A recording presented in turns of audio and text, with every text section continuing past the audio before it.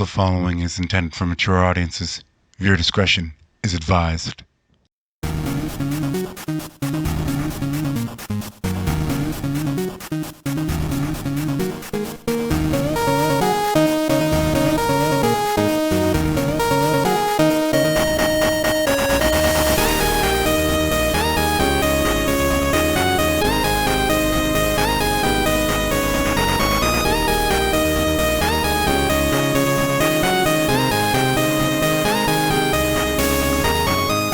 Welcome, Deadites, to part 3 of What If Tommy Oliver, or in this case I guess Olivier, was the son of Rita Repulsa. It's been a few weeks and the T-Zord is still down. Tommy really did a number on that one, alright? Rita has been stepping up her game, and the new Zord formation has been a godsend. If not for it, they'd be in hot water. Billy, Alpha, and Tommy are trying their best to get the T-Zord online.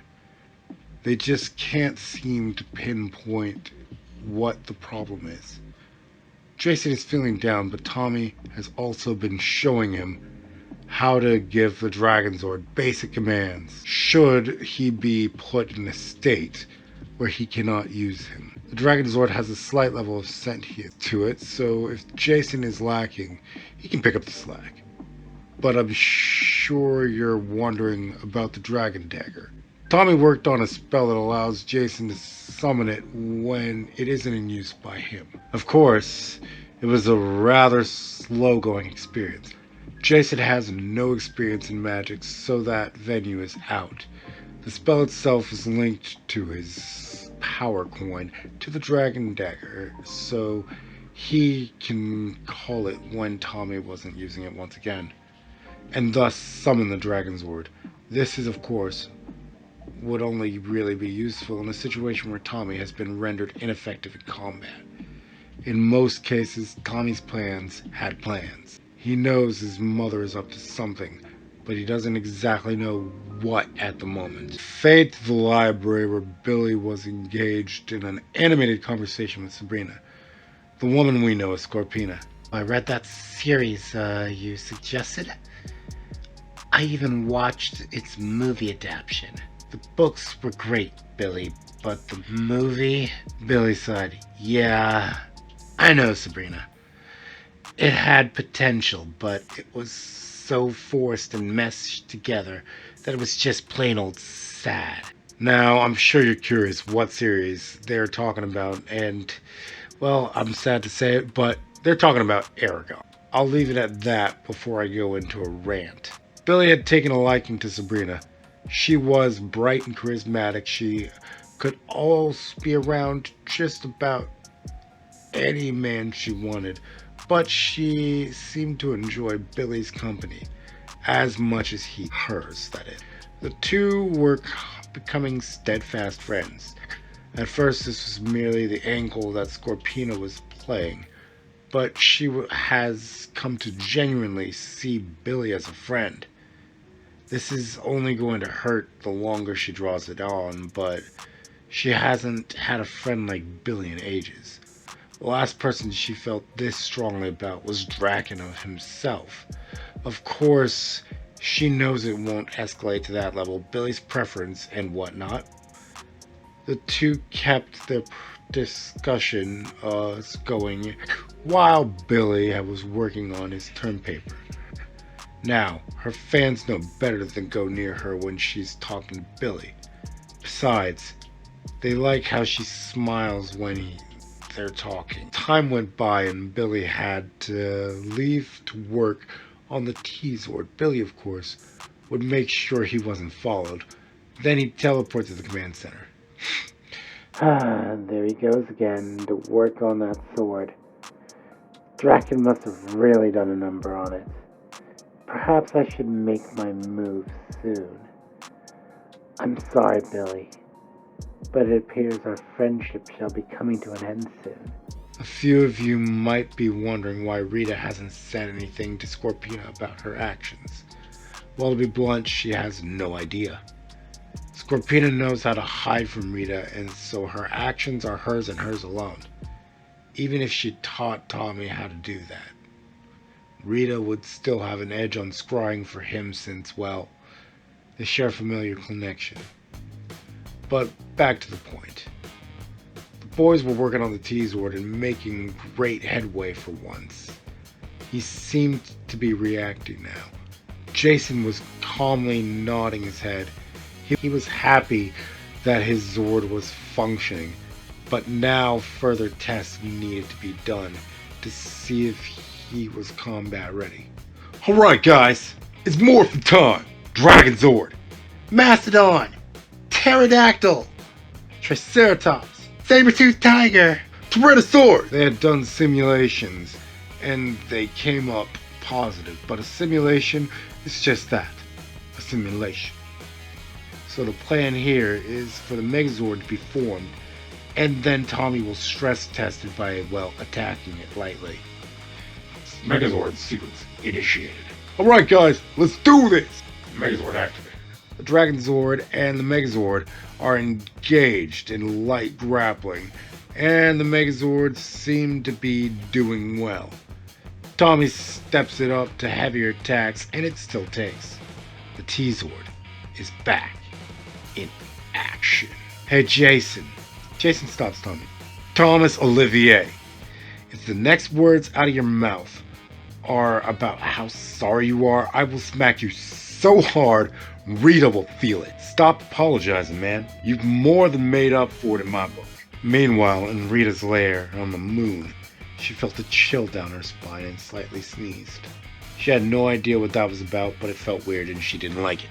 A few days later go by, and we see Tommy enjoying a smoothie underneath. Something caught his eye as he was chilling at the smoothie bar, or rather his ear to be precise. The relaxing sounds of a guitar being played could be heard in the background, and quite frankly, he was digging it. Tommy followed the source of the sound to once again find the little girl that he had saved so long ago, Kira Ford. Tommy just sat down and enjoyed the show while working on some paper. They were your standard issue business papers, really. I suppose I should tell you about Tommy's life now. Our boy's a first-generation rich kid. His parents had him earn his allowance, unlike what most people would really think. Balancing a checkbook was a common practice for him since he was a child. Unfortunately, his folks passed when he was on his first tour, so he never really got to say goodbye to them. Of course, he was allowed to bury his parents, so he got to say goodbye in that manner, of course. And he also got let off to settle affairs. His temporary leave gave him that much time. I'm not really sure how much time they'd really give or if that would work, but let's just go with it. Tommy pretty much comes up to him. Hey, mind if I give it a shot? Go for it. And give it a shot he did. Let me guess, Tommy, you played the mandolin? Tommy smiles at that, and Kira gives instructions on how to play the guitar properly. The two instruments have key differences after all. She was impressed at how quickly he picked it up, though. Maybe you should consider music. You've got a talent for it. That's what I want to do when I grow up. The community center has a child care area to which she's obviously a member of. Her mother is taking classes at the moment. Tommy and Kira would jam together quite often from now on. A few hours later, Tommy sensed something off outside of town. Something magical, but it wasn't really Rita's magic, and it didn't seem evil in nature either. He called a meeting in the command center to explain just that. Alpha, can you use the viewing globe to check the nearby towns? Of course I can, Tommy. Give me a moment. Viewing globe lit up, and the sky view of the next town came over. Tommy felt nothing. Alpha switched to the town to the south. That's when Tommy got a ping. Alpha, that's the one. What town is that anyway, guys? Zoe took the cue to answer. Yeah, that's Charterville. Tommy, it's a pretty small town, really, but it has decent scenery and mostly good people. You want to check it out or something? Zoe was right on the money, and Tommy would tell her as such. Alright then, let's go, guys. Tommy held up his hands. I'm going alone, y'all. All due respect, but magic is kind of my jam, and none of you have a clue about it. And besides, it's been like a week of calm from my mother. She's up to something, and it's better to have you guys here when that happens. Tommy is correct, Rangers. They all sighed. Yeah, we know, Zordon. It doesn't mean we have to like it, though. You better call us the first sign of trouble, you hear me? Tommy saluted. Yes, ma'am, Miss Quan, ma'am. Trini was fighting and smiling. Kimberly was thinking. Really? A line that goofy is what does it for you? Or is he what does it? Tommy teleported to his place and made his way to the town of Charterville. If the name of the town doesn't ring any bells for anyone, then I suppose this picture will. That's right, Deadeye. He's going to investigate the Beetleborgs. Before we go any further into the story, I would like to say how sad I really am that the only reason the show stopped was because there had really no footage left. Which was really kind of odd since 3 years later, or more accurately 1 year after Beetleborgs ended, Power Rangers Lost Galaxy aired, and that show used little to none of its source material footage since a certain parent company didn't seem to be playing ball at that moment. But that's enough of what could have been. Let's get back to the story. Yeah? When our boy found himself in Charterville, he couldn't help but think that Zoe was right. I mean, it's no Angel Grove, but a place like this could really grow on you.